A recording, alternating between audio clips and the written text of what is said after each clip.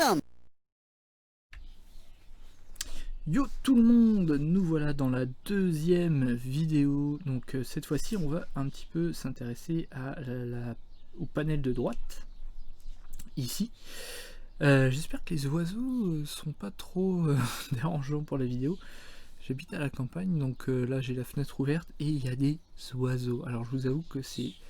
Moi j'aime beaucoup hein, les oiseaux, mais bon, pour une vidéo c'est peut-être pas l'idéal. Enfin bref, on verra. Si ça gêne trop, on fermera la fenêtre. Subtool, voilà, donc on a vu un petit peu dans la première vidéo comment fonctionnaient les brosses, comment se déplacer un peu dans l'interface, comment la customiser aussi. Maintenant on va voir comment on gère en fait nos objets en 3D. Alors première chose, je vais enlever la perspective, je vais me remettre en axe Y comme ceci. Ça c'est une préférence, hein. Vous n'êtes pas obligé. Donc si on déploie un peu ce qu'on a sur le côté, on a ici une palette tool. Donc dans cette palette tool, on va pouvoir charger des tools, hein, je sais pas trop comment on pourrait appeler ça. Pour l'instant on va pas le faire, on peut en sauvegarder, on peut charger depuis un autre projet, donc depuis un autre fichier ZBrush. On peut en copier, on peut importer, donc ça on le fera peut-être mais plus tard. Des objets en fait, des mèches, enfin des objets 3D, pas forcément des projets ZBrush, ça peut être des formats OBJ, FBX, enfin les formats traditionnels de 3D en fait. Je vais pas vous faire un cours sur les formats 3D, les OBJ, tout ça, j'expliquerai peut-être quand on y sera dans la vidéo. On peut cloner, voilà, il y a plusieurs objets, ça je m'en sers pas trop, ce tool là. Par contre, ce dont je me sers beaucoup, c'est le subtool. Enfin, si je m'en sers, mais pas, c'est pas pour l'instant le truc le plus important. On verra ça plus tard. Donc le subtool, en fait, c'est là où on va gérer différents objets 3D. Supposons que cette sphère soit une tête, la tête du toys, du jouet que j'ai envie de faire. Maintenant j'aimerais faire le torse, donc comme vous vous en doutez, sauf si vous voulez faire une sculpture ou disons un objet en 3D, donc en impression 3D qui est d'un bloc, donc généralement une sculpture, et encore même les sculptures il vaut mieux les séparer puis les coller dans... dans la réalité, on va dire, une fois terminé, il faut que la tête puisse bouger en fait. Donc pour ça il nous faut deux éléments, on ne va pas faire le torse et la tête si on veut qu'après elle puisse bouger. Donc pour ça on peut en fait créer, importer des différents objets. Pour ça en fait il existe en bas, donc là en fait on a visible count, d'abord je vais expliquer visible count, c'est le nombre d'objets, vous voyez, comme ceci, que l'on a. Donc plus on va en avoir, plus on va avoir un truc qui défile. Pour l'instant on va rester 4 ou 5, voilà, ou 7. Donc si je veux insérer un nouvel objet, j'ai juste ici à mettre Insert Subtool, et vous voyez que de base il me propose déjà des formes cylindriques, une polysphère, sphère 3D, cube 3D, etc. On pourra évidemment ajouter d'autres choses. Pour ça, si on veut plus d'objets ici, il faudra les charger ici en fait, dans Import. Si j'importe n'importe quoi, je vais l'avoir ici, et après je pourrais faire un insert et insérer cet objet. Pour l'instant on va rester sur ce qu'on a de traditionnel, on va insérer une sphère 3D. Donc là j'ai une deuxième sphère, donc évidemment on la voit pas parce qu'elle est par-dessus l'autre, mais si j'utilise Move, comme on a vu tout à l'heure, et que je la bouge, on ne la voit pas non plus. Mais vous allez me dire, mais qu'est-ce qu'il nous raconte là? C'est qu'en fait, vous voyez, de base, il m'a mis l'objet ici, dans le subtool, là, on voit qu'il y a deux sphères, mais il m'a masqué ici la précédente. Donc si je veux remettre vous voyez, la précédente, pour ajuster par exemple, si je veux par exemple maintenant ajuster ceci, là je suis toujours dans Move, le petit carré jaune permet de faire un scale global, donc de tout l'objet. Vous voyez là, je modifie la taille et je peux ensuite bouger l'objet. Donc là vous voyez j'ai une tête et un corps, hein, comme ça ressemble un peu à BB-8 pour ceux qui connaissent Star Wars. Vous voyez là j'ai déjà quelque chose de disons construit, on va dire, avec la tête et le corps. Alors, évidemment, il n'y a rien de sculpté, etc. Mais j'ai bien deux objets distincts. Et c'est là où justement, tout à l'heure, je vous parlais du solo. Si je mets solo ici, que je sélectionne donc la première, la polysphère, ou celle que j'ai importée, je mets solo, et vous voyez que ça disparaît. Mais ça ne supprime pas l'objet, hein. L'objet est toujours là, simplement. Maintenant, je vais revenir sur Draw. Je peux maintenant modifier uniquement ce charmant dessin. Donc là, je suis pas en symétrie. Si, pourtant, je suis en symétrie. Ah, mais j'étais pas dans le bon axe. Il faut faire attention quand on a des sphères, évidemment, on voit pas très bien. Là, on voit que la symétrie est active avec les deux points. Et plus je me rapproche, et plus... Voilà. Donc là, maintenant, j'ai fait voilà, ma tête. Et je suis convaincu. Oui, je suis convaincu. Mais j'aimerais voir l'intégralité. Donc j'enlève solo, et là, je vois tout l'objet. Vous voyez ? Donc maintenant, j'aimerais modifier le bas. Donc j'ai juste à sélectionner, à cliquer sur celui du bas. Et hop. Donc là, je peux modifier celui du bas. Tac. Tac. Tac. Donc là, par contre, il n'y a pas la symétrie. Pourquoi? Parce que j'avais désactivé avant. Donc, je fais CTRL Z, je remets la symétrie. Et là, hop, j'ai la symétrie. Donc là, je sculpte n'importe quoi. Et là, je suis convaincu de l'objet. Je suis pas convaincu, j'aimerais que vous voyez, la finition soit la même que là. On verra ça tout à l'heure, on va y venir après. Là, vous avez différents objets, différents boutons, vous pouvez lister. Alors ça, c'est assez utile quand on a plusieurs éléments d'une même partie. Par exemple, je fais un bras, je fais un bracelet sur le bras. Donc je vais ajouter un nouveau subtool. Et pour pas me perdre, je vais créer un dossier bras. Hop, donc là il y a un truc qui a failli tomber, c'est pas grave. Bras, hop. Et donc dans bras, eh bien, je vais pouvoir mettre des objets dans bras. Hop. Par exemple ces deux-là, hop, ils sont dans bras dorénavant. Si je veux les enlever de bras, je fais simplement en cliquant déposer. Vous voyez, je les mets, je les enlève. Et donc là maintenant il n'y a plus de folder. En fait, il ne peut pas y avoir de folder vide. Donc c'est pour ça que si vous enlevez un objet d'un folder, ça supprime le folder. Le folder, le dossier en fait. C'est un dossier qui va regrouper vos éléments. Bref, vous avez compris. Je peux faire une copie d'un élément. Copy-paste. Voilà. Je peux évidemment le supprimer. Il me dit attention, on ne peut pas revenir en arrière. Oui, c'est important. On ne peut pas revenir en arrière quand on supprime ou quand on va faire certaines modifications. Je vais y venir après. Donc j'enlève, voilà, etc., etc. Je peux le dupliquer. Je peux faire un del other aussi. Bon, pour l'instant, on a compris l'essentiel de ce tool, du moins ce qui va être utile. On a en dessous des éléments assez intéressants. Le split, donc qui va permettre de, comme son nom l'indique, de splitter, de séparer un objet en deux. J'y viendrai quand on sera dans l'application. Pour l'instant, on ne va pas s'en servir. Le merge qui va permettre de fusionner différents objets. Par exemple, je voudrais fusionner ça avec le corps. Je sélectionne le premier. Alors, c'est toujours du haut vers le bas, le merge. Vous voyez, merge down. Donc là, je clique sur merge down et il me dit, voilà, je vais pouvoir fusionner les deux objets. Je mets OK. Et là, ils sont fusionnés. Alors attention, ils sont fusionnés, mais le mesh, il y a toujours deux meshs. C'est-à-dire qu'un mesh, comme je vous l'ai dit, c'est des points, des vertices, donc les barres en fait. Hein, je sais vraiment pas quel terme français pour ça. Hein, les barres, les points. Je vais essayer de zoomer un petit peu.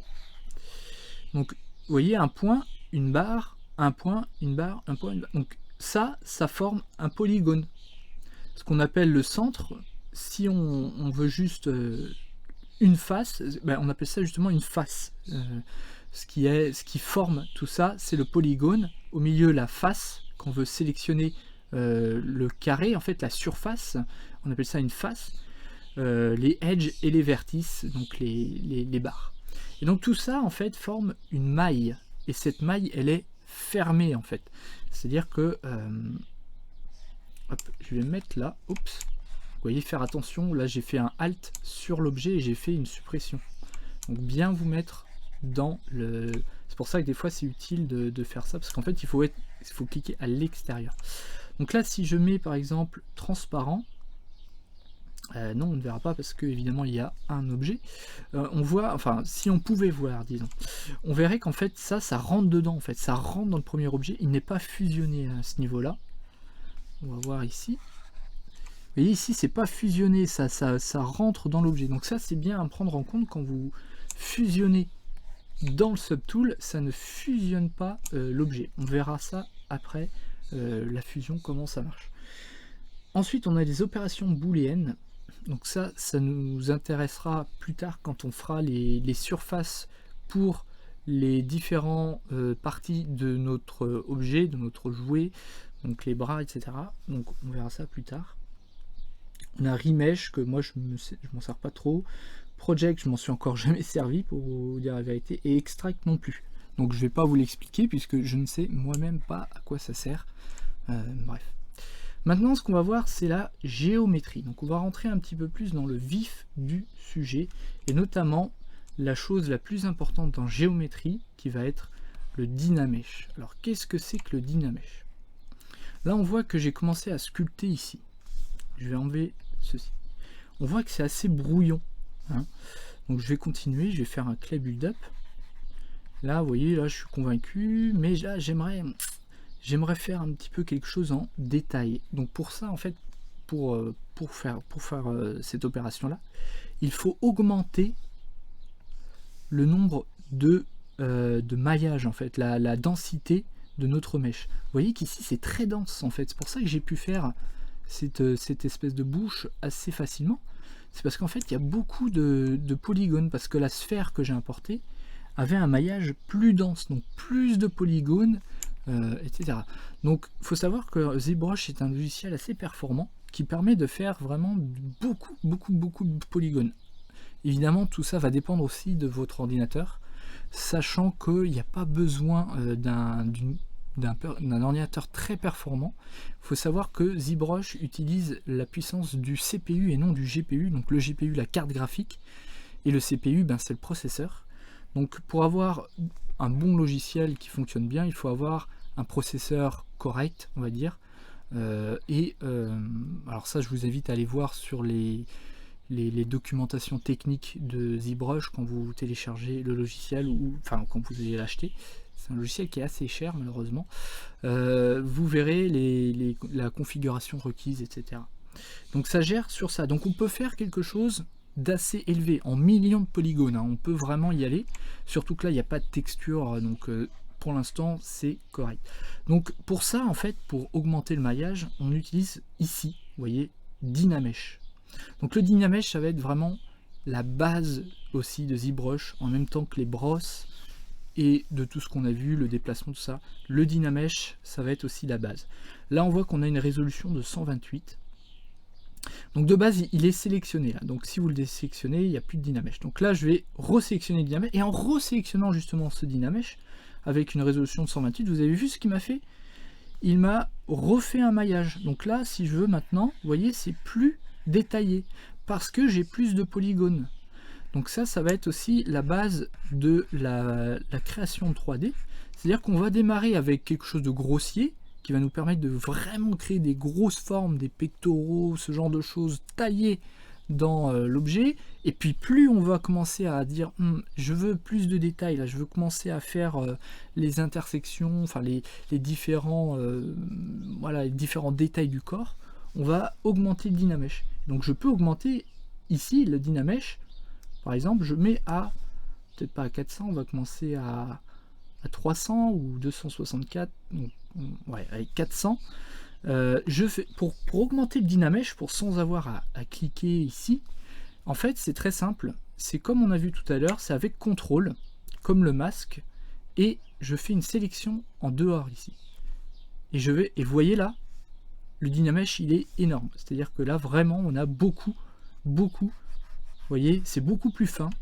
Là si je fais un lissage, on a quelque chose de vraiment fin en fait. Hop. Donc si je veux prendre une brosse un peu plus peu plus souple, un peu plus classe, vous voyez que là, on a quelque chose de fin. Mais ce fin, en fait, au début de la création, on s'en soucie pas, en fait. C'est vraiment qu'on va rentrer dans le détail. Ça, c'est quelque chose d'important. C'est quand on crée en 3D, on commence par vraiment mettre en place des formes. Donc ça, c'est valable à la fois dans le numérique que dans le réel. J'ai eu l'occasion de faire des cours un petit peu de sculpture en vrai. Alors attention, je ne suis pas sculpteur non plus, hein, mais c'est vraiment cette application-là qu'on a de la 3D, de la sculpture. C'est-à-dire qu'on met en place des formes, une tête, une base, un corps, un buste, et ensuite on va venir soit enlever un peu de matière, soit en rajouter et mettre en place, vous voyez, des muscles, poser de la glaise, poser de la matière. Donc c'est comme ça qu'on fonctionne. Et plus on va aller dans le détail, et plus on va avoir besoin d'outils fins, en fait. Parce qu'au début on travaille avec ses doigts dans la sculpture, et après on travaille avec des outils. Donc là c'est pareil. Donc au début on commence par quelque chose de grossier, et puis on va dans le détail. Autre point important, quand j'ai fusionné mes deux objets tout à l'heure, on a vu que, je vous ai expliqué que ce n'était pas pour autant qu'ils étaient fusionnés l'un dans l'autre. Quand on active le Dynamesh, on s'aperçoit que, eh bien, ça y est, il m'a fait une sorte de soudure ici. Donc ça veut dire que si je réactive ça, tout le mesh est fusionné en fait. C'est-à-dire que maintenant, ça ne fait plus qu'un bloc. Alors qu'avant, il y avait encore un bloc tête et un bloc corps. Là, ils sont vraiment fusionnés. Donc maintenant, je peux, vous voyez, modifier comme ceci ma tête. Si je veux, par exemple, quelque chose de plus souple, je fais ça comme ça. Alors ne vous inquiétez pas, là c'est juste pour vous expliquer, je fais n'importe quoi. Hein. On n'est pas du tout dans l'application encore, on est vraiment dans l'explication. Donc maintenant, j'ai mes deux objets qui sont fusionnés. Donc ça c'est important à prendre en compte. Si vous fusionnez, ou du moins si vous faites un merge ici de deux objets, ils ne sont pas fusionnés l'un dans l'autre. Par contre, quand vous faites un Dynamesh, et bien maintenant ils sont fusionnés. Donc c'est tout ce qu'il y a à savoir pour le Dynamesh. C'est vraiment la base de tout ça. Et ce qui est important, donc c'est le point ici Dynamesh. On pourra voir aussi Polish plus tard. Pour l'instant, c'est pas vraiment ce qui nous importe. Et la résolution, en fait. Plus on va avoir une résolution élevée, plus on va avoir un maillage dense. Si je reviens vers quelque chose de plus fin, c'est pas évident avec le stylet. 80 on va dire. Donc là c'est vraiment énorme. Il y a vraiment peu de polygones. Là je fais un contrôle et là on revient, vous voyez, vers quelque chose de plus souple, de moins dense. Donc on va pouvoir aller plus dans la forme que dans le détail. C'est-à-dire que c'est vraiment ça à prendre en compte. Donc, vous voyez, ça c'est vraiment la base de tout. Donc ça c'est vraiment la géométrie Dynamesh, c'est ce qui est vraiment important. Là on a Clay Polish aussi qui va nous permettre de polir l'ensemble de l'objet. Donc pour faire simple, je reprends Clay Build-Up. Là je crée quelque chose, vous voyez, de très comment on pourrait dire, sharp, quoi, de brut, hein, avec des formes très géométriques. J'aimerais polir un peu tout ça.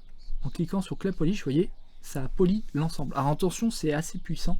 Vous avez les paramètres ici que vous pouvez modifier. Alors je ne sais pas exactement quels sont ce que ça veut dire dans l'ensemble, mais à mon avis, si on baisse les valeurs, on peut polir de manière plus douce. Ça permet de polir l'ensemble.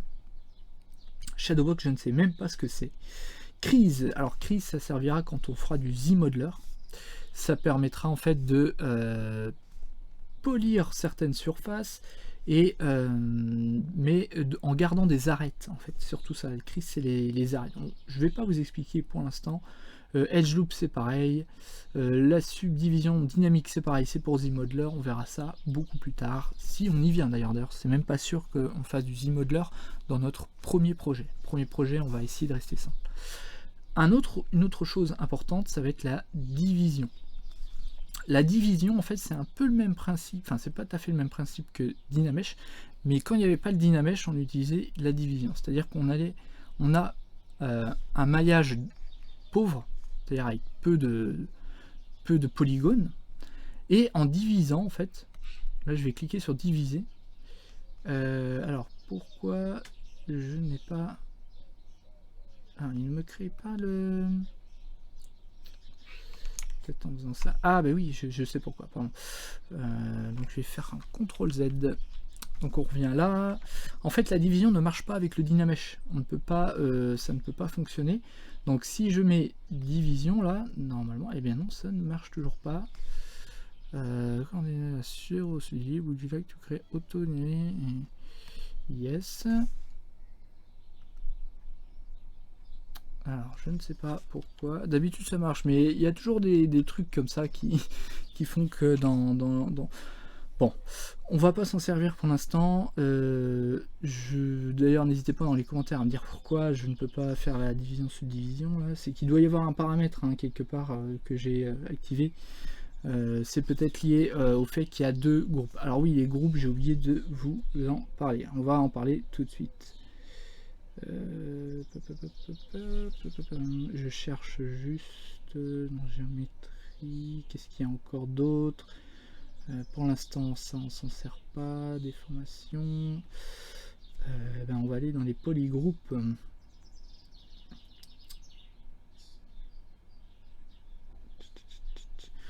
Alors bon, les groupes, pour faire simple, vous avez sur un même objet différent, vous pouvez fusionner, vous voyez, comme je l'ai dit tout à l'heure, on fusionne les objets l'un dans l'autre. Quand vous faites une fusion, des fois, vous pouvez avoir différents polygroupes. Il y a différentes façons de faire des polygroupes. Pour l'instant, je ne vais pas m'y intéresser. Mais si, par exemple, là, on veut un seul et même polygroupe... Ah, le camion, pause. Donc, les différents polygroupes, si je veux, par exemple, modifier ce polygroupe-là, eh ben, je peux, simplement en faisant un CTRL-clic, et je vais cliquer sur l'objet. Alors, non, ça ne marche pas. Alors, que ça ne marche pas.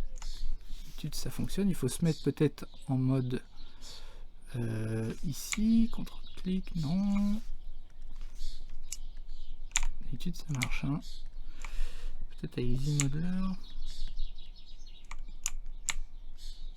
Ah oui, j'ai oublié de vous parler de ça. Évidemment, j'oublie tout. Le CTRL SHIFT. C'est ça, c'est CTRL ALT ou CTRL SHIFT. CTRL SHIFT. CTRL SHIFT, oui, voilà. Le CTRL SHIFT permet en fait de masquer des zones d'un objet. On va regarder ça tout de suite. CTRL, en dehors de la fenêtre, SHIFT. Et là, on voit qu'on a un nouvel outil ici, un outil de sélection.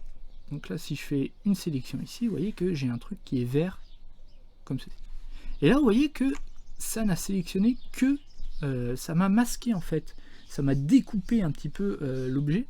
Et en fait, ça sert si on veut se focaliser sur un endroit, par exemple, du corps qui nous intéresse, mais on ne veut pas s'emmerder avec le reste, on veut vraiment s'intéresser que à cette zone-là. Ça peut gêner en fait. Par exemple, sur une main, ça arrive souvent qu'on va venir, par exemple, masquer le pouce pour pouvoir sculpter la paume, l'intérieur de la main. Parce qu'en fait, vu que devant, on va avoir... Je pourrais vous montrer ça en application. Avec une petite truc simple. Hop, je fais un Dynamesh, mais ça marche pas parce que le Dynamesh. Donc là, je vais refaire un Dynamesh. C'est juste pour vous montrer en termes d'application ce que je veux dire. Hop. Donc là, bon, j'ai fait un peu n'importe quoi, c'est pas très grave, c'est juste pour vous montrer là où je veux en venir. Alors.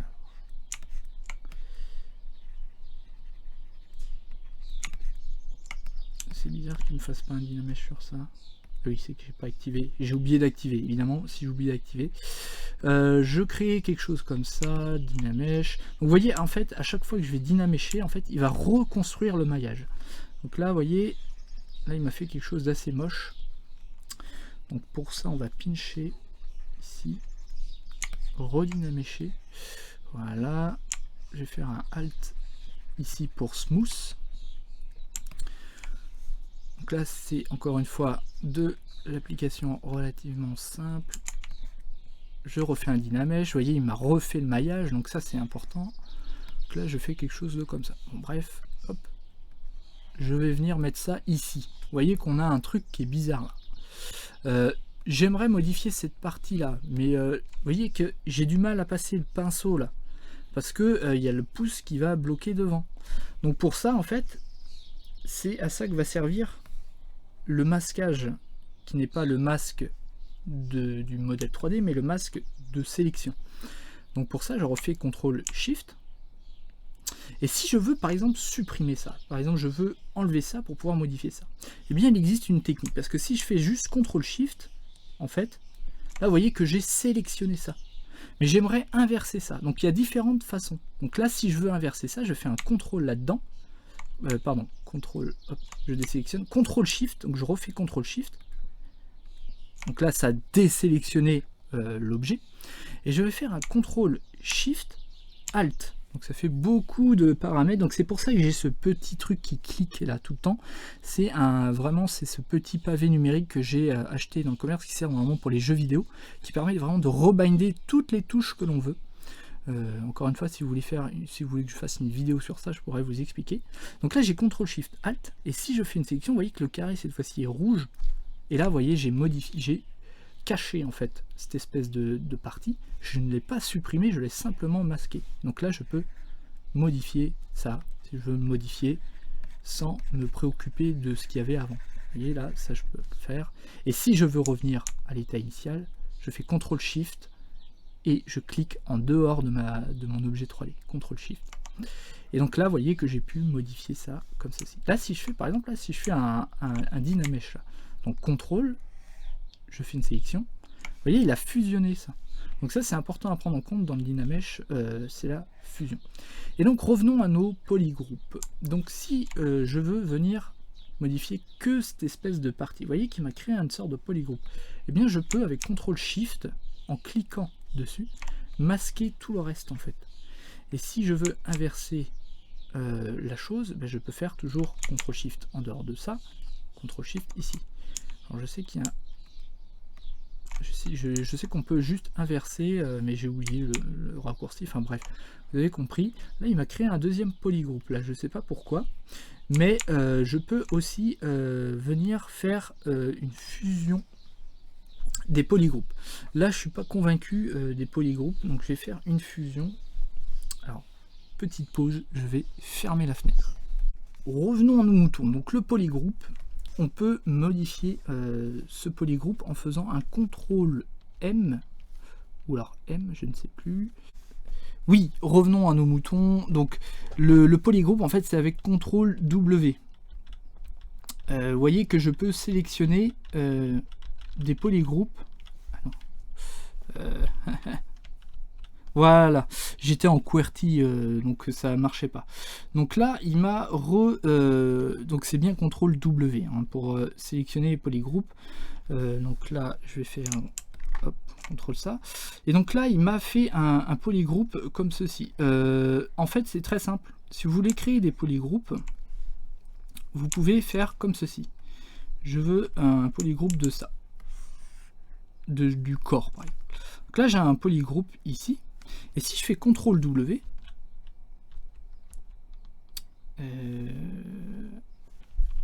pourquoi il me remet en... Oui, parce que je fais Alt Shift. Alors je ne sais pas comment gérer ça, ça va être un gros problème. Parce qu'en fait je passe en mode QWERTY, AZERTY sans arrêt en faisant les CTRL Alt Shift. Et ça pose vraiment problème. Il faut que je désactive ça. Voilà. Donc là j'ai fait un polygroupe là. Et si je fais... Hop, je désélectionne ça, vous voyez que maintenant j'ai différents polygroupes. Et donc ça va être comme ça un jeu de polygroupes, si vous voulez, une surface, et travailler sur une surface. Et maintenant si je veux travailler que sur ça, je peux travailler que sur ça. Voilà, je remets ici, je voudrais travailler sur ça, tac, je travaille sur ça, je reviens là, vous voyez, vous avez compris, là je voudrais faire ça. Voilà, donc là attention, hein, vous voyez qu'il a recréé le maillage. Si je veux refaire un maillage, je fais un CTRL glisser ici et il me refait un Dynamesh. Donc ça c'est assez utile, hein, les polygroupes, quand on veut travailler sur un même objet mais avec différentes parties de l'objet entre guillemets. Donc là vous voyez, ça m'a créé un polygroupe là. Si je veux revenir sur ce polygroupe là, je peux faire ça, tac tac. Si bah, là vous voyez, j'aimerais, c'est bien beau, là j'ai un polygroupe sur ça. J'aimerais qu'il y ait un polygroupe sur ça, mais pas sur ça. Donc pour ça, je fais CTRL-ALT-SHIFT, je masque ça, et CTRL-W. Et là, il y a maintenant un nouveau polygroupe en dehors de ça. Vous voyez, c'est un petit peu un jeu comme ça de polygroupe, de contrôle, alt, shift, tout ça. Et si je veux un seul et même polygroupe, j'en ai ras-le-bol d'avoir tous ces trucs là, je fais CTRL W et vous voyez, il m'a créé à nouveau. Donc là, il n'y a plus qu'un seul objet, donc ça ne sert plus à rien. Il existe ici des fonctions qui permettent de faire différents groupes. Si je fais autogroupe, là, vous voyez que ça n'a rien fait parce que ça va gérer les groupes uniquement sur des formes géométriques très particulières.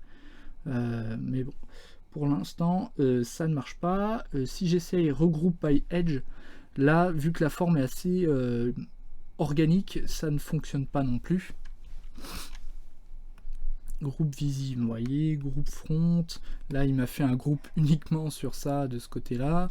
Donc il y a différentes façons de faire des groupes. Pour l'instant, on va pas trop s'en occuper. Mais vous avez compris à peu près, j'espère, le principe, sachant que c'est compliqué avec le contrôle Alt Shift, etc. Faut que je regarde sur internet comment enlever tout ça. On verra plus tard. Donc, on a ça. Qu'est-ce qui est important aussi ici? L'initialise aussi, qui est pas mal, qui permet de régénérer un objet ici. Un cube, une sphère ou QGrid, je sais même pas ce que c'est le QGrid. Ok, c'est une surface plate. Et donc là, faites attention, hein, ça a vraiment recréé un objet ici, avec une différente résolution. Sachant que je peux aller jusqu'à 100. Vous voyez, donc là, si je fais un cube à 100, vous voyez que là, j'ai 100 trucs par surface. 100 polygones par surface. Là, j'ai quelque chose d'assez dense pour commencer à travailler. Pareil, si je fais une sphère, je peux recréer une sphère ici, c'est plutôt pas mal. Il m'a créé des polygroupes aussi, je sais pas pourquoi. Bon, CTRL W hein, si vous voulez enlever les polygroupes. Donc voilà un petit peu sur le côté tout ce qui. Alors il y en a plein d'autres, hein. Il y a les surfaces, les previews, tout ça. J'ai pas envie de trop rentrer là-dedans. C'est pas ce qui va nous intéresser pour créer quelque chose, pour démarrer un projet. Donc moi je vais démarrer un projet tout de suite. Enfin, la troisième vidéo, on va commencer à regarder comment se structurer un petit peu et essayer de penser un petit peu à l'application qu'on va pouvoir faire de tout ça et la création surtout, c'est ce qui nous intéresse. Donc dans la troisième vidéo, on va voir ça, on va démarrer un projet, on va importer des images dans ZBrush pour s'aider en fait. Ça va être un patron qui va nous aider, donc le patron comme en couture, hein, qui va nous aider sur les différentes faces. Vous verrez, c'est très simple, je vous mettrai les fichiers à disposition. On verra ça dans la prochaine vidéo. Merci à tous, tchuss!